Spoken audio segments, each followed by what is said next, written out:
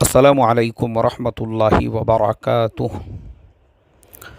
मोहतरम भाइयों, बुज़ुर्गों, दोस्तों, रमज़ानुल मुबारक से पहले हमारे शहर पूना के अंदर फ़ैशन स्ट्रीट, जहाँ पे अक्सरियत मुसलमानों के दुकानों की थी, वहाँ पे आग लग गई। दूसरे दिन बहुत सारी तस्वीरें सोशल मीडिया पे वायरल हुई। उसमें से एक तस्वीर देखकर बहुत ही ज़्यादा मुझे अफ़सोस और गम हुआ कि एक साहब, उनके पास में बिस्सी के पैसे जमा थे, यानी वो बिस्सी चलाया करते थे, और वो जो नोटें थी आधी आधी जल चुकी थी, आधी बाकी रह गई थी, जिसे देखकर बड़ा अफसोस हुआ। उसका रीज़न ये था कि उनके अपने नुकसान के साथ साथ जो और लोगों की अमानतें उनके पास में थी, उनका भी उसके अंदर नुकसान हो गया। अब मेरे मोहतरम दोस्तों, आज हम जो है इंशाअल्लाह इसी मसले को कुरान और हदीस की रोशनी में देखेंगे कि वो क्या बातें थी, वो क्या वजूहात थे कि हज़रत अब्दुर्रहमान इब्न औफ़ रज़ी अल्लाह ताला अन्हु जब मक्कतुल मुकर्रमा से हिजरत करके मदीना मुनव्वरा पहुँचे तो कुछ भी नहीं था पास में, और मदीने के बाज़ार में कारोबार शुरू किया तो एक वक्त ऐसे आया कि आपका पहला ऊँट मदीने में तो आखिरी ऊँट मुल्क शाम में हुआ करता था। और सहाबा की तिजारतों की वो टेक्निक क्या थी, और कुरान और इस्लामिक जो फाइनेंशियल और इकोनॉमिकल सिस्टम है वो हमारी क्या रहबरी करता है, रहनुमाई करता है। तो आज हम इसी को इंशाअल्लाह इसी के ऊपर हम बात करेंगे कि ये यानी आज तक भी हमारे अंदर जो ये चीज़ें चलती आ रही है, जैसे बिस्सी है, अब बहुत सारे इलाक़ों में, ये ऐसा नहीं है कि सिर्फ़ फ़ैशन स्ट्रीट की हद तक ये बात हो। मैं समझता हूँ शायद ही कोई मोहल्ला ऐसा होगा, शायद ही कोई बस्ती ऐसी होगी, शायद ही कोई गांव ऐसा होगा जहाँ पे बिस्सी का सिस्टम ना चलता हो। इसमें अक्सर होता यही है, लोग छोटे स्केल पर पैसे जमा करते हैं, फिर एकदम से उनको एक रकम मिल जाती है जो उनके काम आती है। अब देखो, हम हमारे मुल्क भारत में जो रहते हैं, हमारे मुल्क के अंदर एक सिस्टम चलता है जिसे बैंकिंग कहते हैं।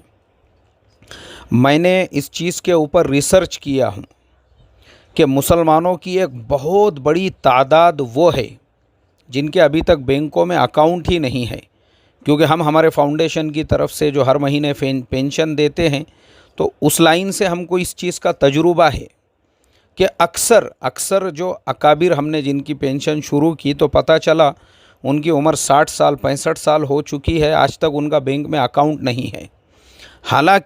हालांकि हमारे मुल्क के कायदे कानून के एतबार से बहुत सारी स्कीमें ऐसी है गवर्नमेंट की जो डायरेक्ट आपके अकाउंट में ट्रांसफ़र होती है। जैसे मिसाल के तौर पर किसी इंसान की उम्र 60 साल 65 साल से ऊपर है, उसकी औलाद नहीं है, उसको कोई सहारा नहीं है, या औलाद है तो वो उसका ध्यान नहीं रखते हैं, तो ऐसे लोगों के लिए भी गवर्नमेंट की तरफ से हर महीने 1000 रुपये की पेंशन योजना है गवर्नमेंट की तरफ से।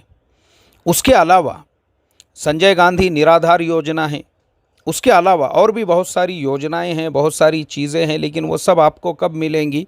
जब आप ऑनलाइन अपने अकाउंट के डिटेल्स उसके अंदर सबमिट करोगे अपने सारे डॉक्यूमेंट्स वगैरह के साथ में, तो इंशाल्लाह डायरेक्ट आपके अकाउंट में वो पैसे आते हैं। ऐसे ही किसानों को गवर्नमेंट हर 2-4 महीने में डायरेक्टली उनके अकाउंट में 2000 5000 इस तरीके से आते रहते हैं। तो ये सब पैसे कब आएंगे? जब आपके पास में आपका बैंक का अकाउंट होगा। और अफसोस की बात यह है कि हमारी उम्र 60 साल हो चुकी है, 65 साल हो चुकी है, बैंक का अकाउंट ही नहीं है हमारे पास। तो मैं ये समझता हूँ कि ये जो हम लोग फ़िज़िकल लेन देन, ख़ास तौर पे जितने भी लोग दुकानदार हैं, ये दुकानदार जितने भी लोग हैं, होना तो ये चाहिए कि उनके अपने दुकान के नाम पर उनका एक करंट अकाउंट होना चाहिए। दुकान के ही नाम पर, आपके अपने कारोबार के नाम पर, आपके अपने बिज़नेस के नाम पर आप उसका एक शॉप एक्ट निकालिए, शॉप एक्ट के साथ में आपके डॉक्यूमेंट सबमिट कीजिए, और दुकान के नाम पर आपको एक करंट अकाउंट बनकर मिल जाएगा। अब आपकी दुकान के, आपके कारोबार के नाम का जब अकाउंट मिल गया तो आपको बिस्सी में पैसे जमा करने की ज़रूरत नहीं है। बिस्सी में क्यों पैसे जमा कर रहे हो आप? जो अकाउंट आपने अपनी दुकान के नाम पे ओपन किया हुआ है, उसमें अपने मोबाइल वगैरह सेट करके आप अपने व्यापारी लोगों का जो लेन देन है, जो ट्रांजैक्शन है, जो सारी चीज़ें हैं, वो ऑनलाइन कर सकते हैं। उसके लिए आपको बैंक में जाने की ज़रूरत नहीं है। आज बहुत सारे बैंकों में ये फैसिलिटीज़ अवेलेबल है कि उनका बंदा आपके पास में आकर पेमेंट जो है रिसीव करके बैंक में लेकर जाता है, आपके अकाउंट में डिपॉजिट करता है। लेकिन अगर आपको ऑनलाइन भी सारे ट्रांजैक्शन करना है आपकी दुकान के, आपके कारोबार के नाम पर, तो आप कर सकते हैं। अब इसका फ़ायदा क्या है? इसका सबसे बड़ा फ़ायदा ये है, इसका सबसे बड़ा फ़ायदा ये है कि आपका जो कारोबार है वो गवर्नमेंट के पास में रजिस्टर्ड हो चुका है। आपकी दुकान गवर्नमेंट के पास में रजिस्टर्ड हो चुकी है। आपकी दुकान रजिस्टर्ड हो गई, आपका कारोबार रजिस्टर्ड हो गया, आपका हिसाब किताब अब गवर्नमेंट की नज़र में आ गया। आप क्या ले रहे हो, क्या दे रहे हो। इसका फ़ायदा आपको क्या मिलेगा? इसका फ़ायदा आपको मिलेगा, अब ये लॉकडाउन पीरियड चल रहा है। पिछले साल गवर्नमेंट ने 20 लाख करोड़ रुपये का पैकेज उसका ऐलान भी किया, लोगों में तकसीम भी किया। ऐसे हज़ारों दुकानदार हैं जिन दुकानदारों के पास में अपनी दुकान का शॉप एक्ट था, जिन दुकानदारों के पास में अपने दुकानों के नाम पे अकाउंट्स थे, उनकी दुकानों में जितना उनका लॉस हुआ था, पूरा नहीं तो कम से कम आधा आधा उनको मिला है। किराए के पैसे उनको गवर्नमेंट की तरफ से मिले हैं। और उसके अलावा गवर्नमेंट की जो ऑफ़र्स है, जो स्कीम है, आपको कारोबार बढ़ाना है, आपको बड़ा कारोबार करना है, उसमें भी गवर्नमेंट आपकी हेल्प करती है, आपका ताउन करती है, क्योंकि आपका पूरा हिसाब किताब जो है वो गवर्नमेंट की नज़र में है। अब हमारा सबसे बड़ा प्रॉब्लम होता है हमारी कौम का। मैं ख़ास तौर पे हमारे लोगों के लिए ये सबक दे रहा हूँ जो अहले ईमान है। उनका सबसे बड़ा प्रॉब्लम ये होता है कि हमारे पास अपने ख़ुद के बैंक अकाउंट नहीं, तो हम अपने कारोबार का अकाउंट कहाँ से ओपन करेंगे। अब बीसी का सिस्टम ये बहुत पुराना सिस्टम है, वही हमारे दरमियान में चलते आ रहा है। जबकि मैं ये समझता हूँ, अरे भाई, बीसी में पैसे जमा करने की बजाय वही पैसे अगर आपने अपने बैंक अकाउंट में रखे हुए होते थे तो आपका पूरा हिसाब किताब भी महफूज रहता था, पैसे भी महफूज रहते थे आपका पेमेंट भी जो है उसके अंदर महफूज है। और कल को आपको गवर्नमेंट का कुछ ताउन लेना है, कुछ गवर्नमेंट से इमदाद लेना है, या ऐसा जो पैकेज आया है उसमें आपको शामिल होना है, आपको कुछ करने की ज़रूरत नहीं है। आपका जो बैंक स्टेटमेंट है दुकान के कामकाज का, चाहे वो 6 महीने का हो, साल भर का हो, बस उसके प्रिंट आउट अगर आपने उसके साथ में जोड़ दिए, ये काफ़ी है उसके लिए। या ऑनलाइन के अंदर भी आपने अपने ये सारे डिटेल्स डाल दिए, ये काफ़ी है उसके लिए। तो हमारा बेसिक जो बुनियादी जो हमारा जो प्रॉब्लम क्रिएट होता है वो यही से होता है कि भाई हमारा जो काम करने का तरीक़ा है, वो काम करने का तरीक़ा वही चलते आ रहा है जो पुराने ज़माने से चल रहा है। हमने अभी तक उसको अपने कारोबार को अपडेट नहीं किया हुआ है। इसी वजह से मैं समझता हूँ हमारी कौम में, मुझे बताओ, आप मैसेज करके मुझे बताना कि आप लोगों में से कितने लोग ऐसे हैं जिनको 1000 रुपये महीने वाली स्कीम से गवर्नमेंट की तरफ से पैसे आते हैं। कितने ऐसे हैं जिनको संजय गांधी निराधार योजना के पैसे मिलते हैं। कितने व्यापारी, कितने दुकान वाले, कितने कारोबारी ऐसे हैं जिनको गवर्नमेंट ने 20 लाख करोड़ का जो पैकेज दिया था उसमें से कुछ पैसे मिले हैं। क्यों नहीं मिले? इसलिए कि हमने इनसे फ़ायदा ही नहीं उठाया। इसके लिए मोहतरम दोस्तों, मुझे वो तस्वीर देखकर बड़ा अफसोस हुआ, तो मैंने सोचा कि इसी उन्वान के ऊपर आप लोगों के सामने बात करूं कि सहाबा का मुआमला कैसा था। जैसे हज़रत अब्दुर्रहमान इब्न औफ़ रज़ी अल्लाह ताला अन्हु, छोटे कारोबार से शुरू करके उन्होंने क्या किया, जितना पैसा आता गया अपने बलबूते के ऊपर, अपने बलबूते पे, ना उन्होंने किसी से लोन लिया और ना किसी को लोन दिया। ये उनके तिजारत का एक बेसिक उसूल था उनका कि ना माल उधारी में देना है और ना ही माल उधारी में लेना है। मगर अब हमारे ज़माने के अंदर चूँकि मार्केट में ऐसा हो चुका है कि भाई अक्सर लोग वो उधारी में ही माल लेते हैं और अक्सर लोग उधारी में ही माल बेचते हैं। और जब ऐसा कोई हादसा पेश आ जाता है, ऐसा कोई हादसा, अब एक साथ में एक आदमी कई दुकानों में उधारी में माल देता था और वो सारी दुकानों को एक साथ, यानी एक दुकान को नुकसान होता तो चलो वो एडजस्ट कर सकता था कि भाई इसके पैसे 6 महीने बाद, साल भर बाद में मिलेंगे। लेकिन एक साथ में कई दुकानों का नुकसान हो गया तो बाज़ बड़े ताजिर ऐसे भी है जिनको हार्ट अटैक आ गया, अल्लाह उनके साथ आफ़ियत का मुआमला करे। ऐसा भी सुनने के लिए मिला है कि एक आदमी बहुत सारी दुकानों के अंदर एक साथ में रोज़ाना थोड़ा थोड़ा माल जो है, यानी वो घरेलू जो ज़रूरियात की चीज़ें हैं जैसे चाय पत्ती वग़ैरह है, वो बेचा करता था।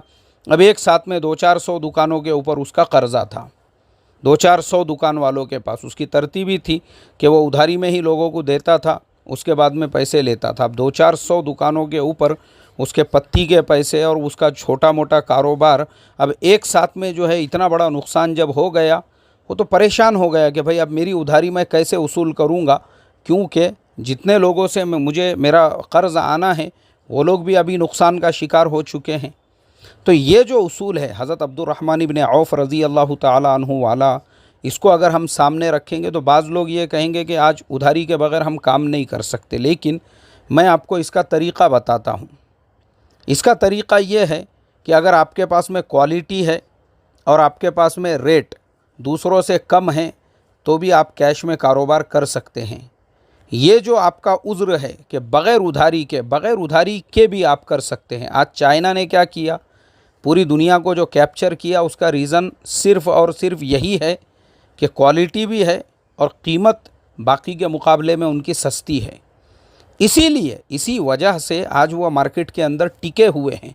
यही उसूल उन्होंने हज़रत अब्दुर्रहमान इब्न औफ़ रज़ी अल्लाह ताला अन्हु से लिया कि हज़रत अब्दुर्रहमान इब्न औफ़ रज़ी अल्लाह ताला अन्हु जो थे, उनका जो माल था वो ना उधारी में देते थे ना उधारी में लेते थे। और तीसरा उसूल जो था उनका वो ये था कि थोड़े से नफ़े पर भी, यानी कोई भी उनके पास में माल है उन्होंने उसको थोड़े नफ़े के ऊपर बेच दिया। ये उम्मीद लगा कर नहीं बैठे कि नहीं इसके ऊपर इतना नफ़ा आएगा तो ही मैं बेचूंगा। ये उसूल था हज़रत अब्दुर्रहमान इब्न औफ़ का। इसीलिए अगर हम देखेंगे उनके कारोबार में जो बरकत हुई। अब हमारा यहाँ पे एक मसला ये होता है कि अक्सर हमारे कारोबार के अंदर अक्सर जो बुनियादी तौर पर हम भी एक चीज़ का एक रेट तय करके बैठते हैं कि भाई मुझे इसका इतना आएगा तो ही मैं बेचूंगा, अगर उतना नहीं आता है तो मुझे बेचना नहीं है। तो मैं ये समझता हूँ आज के ज़माने में एक्चुअल में मुझे गम और अफसोस इसलिए होता है कि अब इस तरीक़े से जो नुकसान हो गया इतने सारी दुकानों का एक साथ में, तो मुझे इसलिए गम और दर्द होता है कि भाई हमने अपने कारोबार को बढ़ाते बढ़ाते ऐसा क्यों नहीं हुआ कि हमने दूसरी तरफ जो बैठक की बड़ी बड़ी दुकानें हैं, छोटी दुकान से हमने शुरू की है। जब हज़रत अब्दुर्रहमान इब्न औफ़ रज़ी अल्लाह ताला अन्हु वो मदीने के बाज़ार से कारोबार शुरू करके उसको मुल्क शाम तक पहुंचा सकते हैं, तो हम आज के ज़माने में, और हज़ारों मिसालें हैं हमारे सामने, ऐसा क्यों नहीं अपने कारोबार को डेवलप करके। और ये दुनियादारी की बातें नहीं हैं। बहुत सारे लोगों के दिमाग में ये बात आएंगी, अरे नहीं ये तो दुनियादारी की बातें हैं, क्योंकि हमारी थिंकिंग ऐसी बन चुकी है। जहाँ हम कारोबार की, बिज़नेस की, जॉब्स की, एजुकेशन की, डेवलपमेंट की बात करते हैं, लोग फ़ौरन वहाँ पे ये शुरू कर देते हैं, अरे नहीं अपनी ज़िंदगी कितनी है, अपने लिए तो असल ज़िंदगी आखिरत की है, अपने लिए तो मरने के बाद की ज़िंदगी है। बेशक बिल्कुल सही कहा आपने, लेकिन मरने के बाद की ज़िंदगी बनेगी तभी जो दुनिया की ज़िंदगी आपकी है इसमें अल्लाह का हुक्म उसके नबी का तरीक़ा होगा। आप अपनी तिजारत अल्लाह के हुक्म उसके नबी के तरीक़े पे करो। कहाँ अल्लाह ने और उसके नबी ने आपको तिजारत करने से मना किया, बल्कि कुरान में फ़रमाया ला तुहर्रिमु तय्यिबाति मा अहल्लल्लाहु लकुम, जो चीज़ें अल्लाह ने तुम्हारे लिए हलाल करार दे दिया, हराम मत करो उसको ज़बरदस्ती अपने लिए। तो तिजारत बड़े स्केल पर सहाबा करके बता के चले गए। तो हमारा काम ये है, उसमें असल चीज़ अल्लाह का हुक्म उसके नबी का तरीक़ा है। तो हमारे छोटे कारोबार से कब तक करेंगे हम? ऐसा क्यों नहीं होता कि हमारी अपनी फिर बड़ी दुकान, हमारी अपनी दुकान हो गई, दुकान होने के बाद अरे आप कारोबार को बढ़ाइए। यही इस्लाम का उसूल है, क्योंकि इस्लाम का जो कंसेप्ट है उसमें ऊपर का हाथ बेहतर है नीचे के हाथ से, यानी जो देने वाला हाथ है वो नीचे लेने वाले, भीख मांगने वाले के हाथ से बेहतर है। ये उसूल, ये कंसेप्ट है इस्लाम का। इसीलिए आप देखो कि इस्लाम का जो शुरू का ज़माना था कि हज़रत अबू हुरैरा रज़ी अल्लाह ताला अन्हु मस्जिद नबवी सल्लल्लाहु अलैहि वसल्लम के मिंबर और मेहराब के दरमियान में भूख से अपना पेट ज़मीन को लगाकर लेटा करते थे, तो लोगों को लगता था इनको मिर्गी का दौरा आ गया। और वही हज़रत अबू हुरैरा रज़ी अल्लाह ताला अन्हु, एक ज़माना ऐसा आया कि कतान के कपड़े से नाक साफ़ कर रहे थे। आप सोचो अब कतान का कपड़ा क्या होता है, ये जिनको उसकी परख है, जो लोग जानते हैं उनको पता है। कतान के कपड़े से नाक साफ़ कर रहे थे।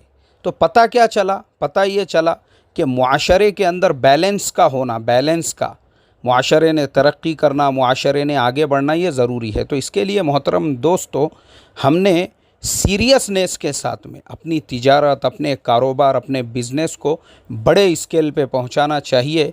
इंशाल्लाह इस टॉपिक पे हम आगे भी रोशनी डालते रहेंगे और आप लोगों को बताते रहेंगे इस्लामी उसूलों की रहबरी रहनुमाई में कि मुसलमान आगे कैसे बढ़ सकते, तरक्की कैसे कर सकते, और टपरी से होलसेल व्यापारी से कंपनी तक कैसे पहुंच सकते। अल्लाह अमल की तौफीक अता फ़रमाए। अस्सलामु अलैकुम व रहमतुल्लाहि व बरकातुहू।